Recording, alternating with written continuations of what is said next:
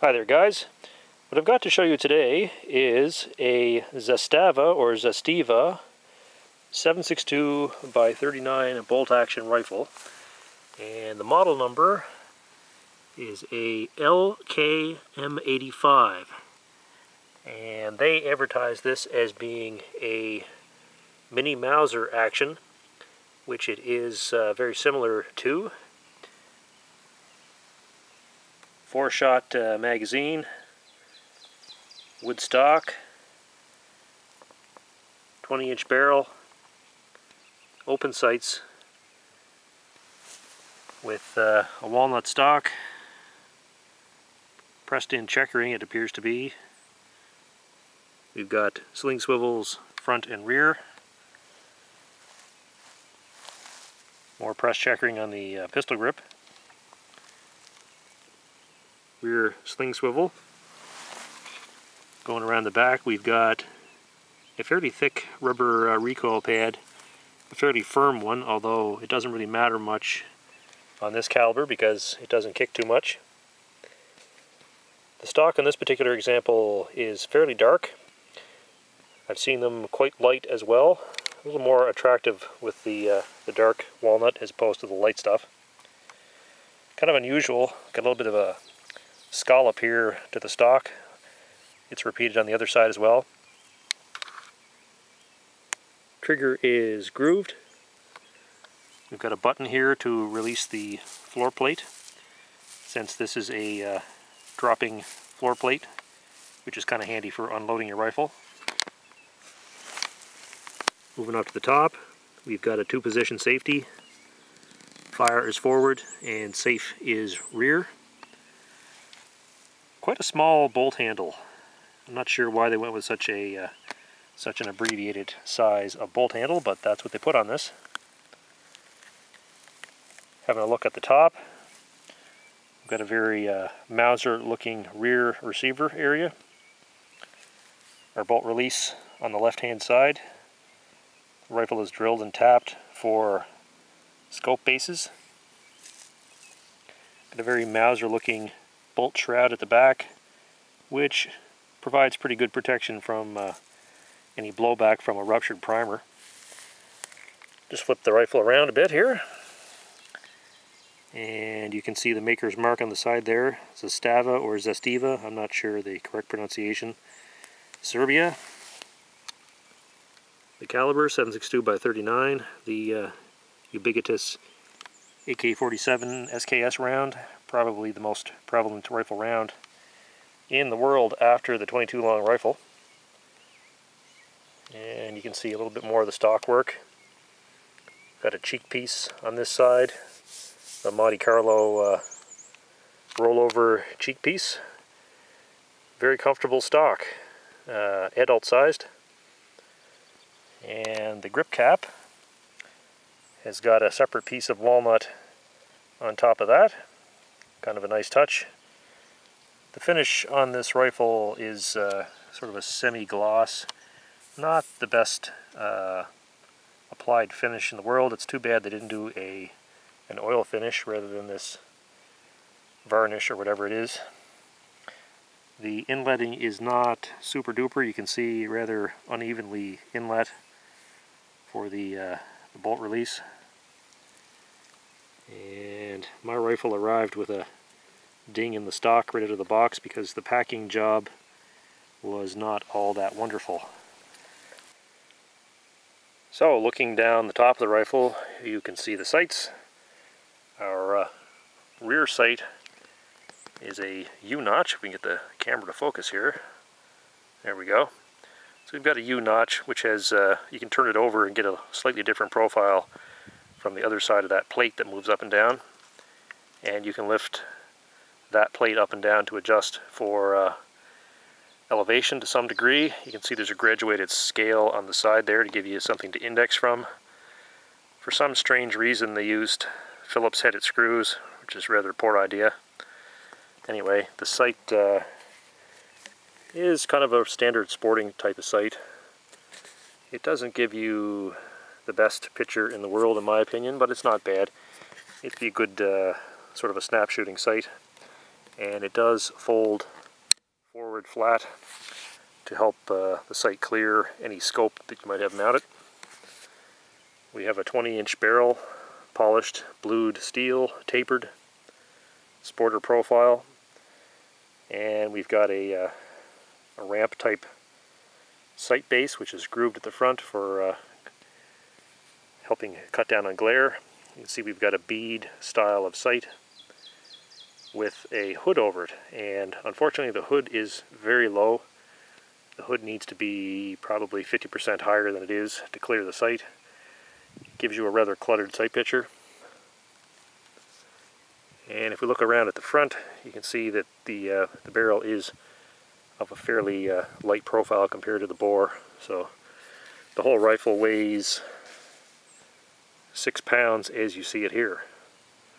Altogether a very comfortable stock, very handy rifle, comes to the shoulder quickly, and the sights align quickly. Those iron sights just seem to be exactly there when you put the rifle up to your shoulder.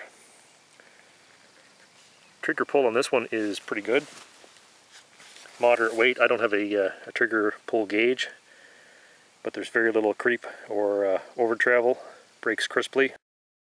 I would guess it's probably 5 or 6 pounds. These are adjustable triggers.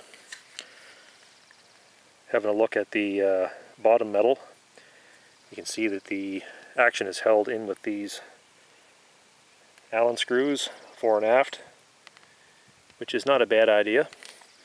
And we've got this hinged floor plate, and the button here lets the floor plate drop, which makes it easy to unload the magazine without having to cycle the rounds through the chamber, which is a nice safety feature.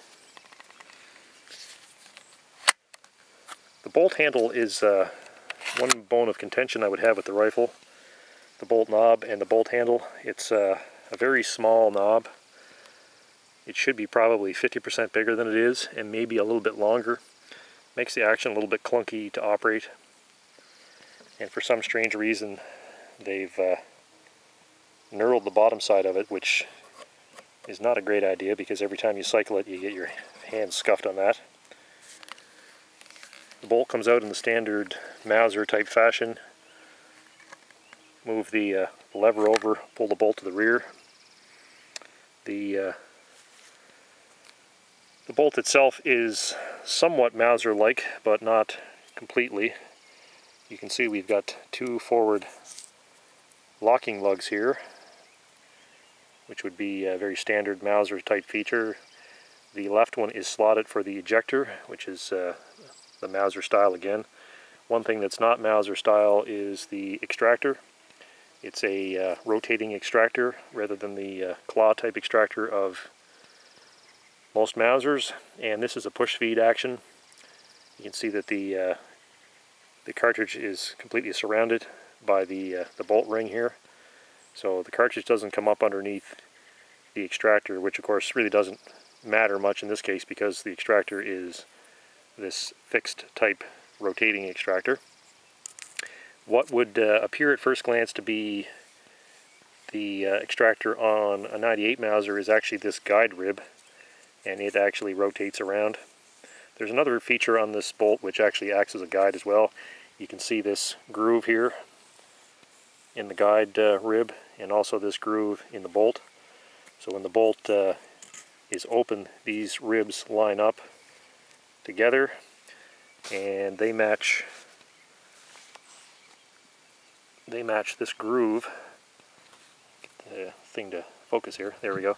There's a groove here that those made up with, and that acts as a guide on the right hand side of the receiver, and of course your bolt lug acts as a guide on the raceway on the left hand side of the receiver. And probably can't see in there very well, but sort of a standard Mauser style receiver. Bolt goes in and rotates top and bottom to lock into the receiver, the barrel being threaded into the receiver. And at the back, once again, looks like a Mauser. And we've got our sporter type safety. I'll put the bolt back in here in a second. I'll show you the bolt a little bit more. can see the back end of the bolt, very Mauser style bolt shroud. And I haven't actually taken this bolt apart yet, but I expect it would come apart in the standard Mauser style because it's got the plunger there on the side. Good beefy, a good beefy sear right here on the striker, I should say. Good big beefy part, that should hold up well. And we have, to act as a safety lug, we don't have the third lug like a 98 Mauser would have, but we've got the root of the bolt handle which actually locks into this cutout in the receiver. That acts as your safety lug in the event of the failure of your other two locking lugs. And if we can look up inside there, you might be able to see it. There's the bolt stop and the ejector. So that corresponds with that cutout in the left-hand side of the bolt to kick fired cases out. And we've got our machined floor plate and a V-spring type magazine spring, and that is very standard Mauser style. That's a nice feature. So this is a cock on opening action. You raise the bolt handle up, moves the striker to the rear, and you can see the striker has moved back from its original position. Squeeze the trigger, striker goes ahead and fires the cartridge. With the rifle cocked, safety can be applied and the bolt can be worked for loading and unloading, which is a good safety feature. With the safety on, the trigger is locked, and it's very conveniently positioned to safety. Push it off with your thumb and you're ready to fire. This rifle uses an internal box magazine, sort of the traditional Mauser pattern. It'll hold 4 rounds plus 1 in the chamber. Now, you can almost get the 5th round into the magazine. However, it won't feed correctly. I'll just show you that the 5th one doesn't go all the way in. So it's best to put 4 rounds in the chamber, then just shove your 5th round into the chamber by hand. Hold the rounds in the magazine down so the bolt can pass over them, and close it. And that's probably the best way to load the rifle. If you want to unload, simply open the rifle up, take the round out of the chamber, and on the bottom of the trigger guard, or on the top of the trigger guard, we've got this button which releases the floor plate. You can see the floor plate is hinged at the front. So just push on that button and it pops open. And with that popped open, you can just dump the rounds out into your hand and line the follower back up and snap that shut, and you're good to go.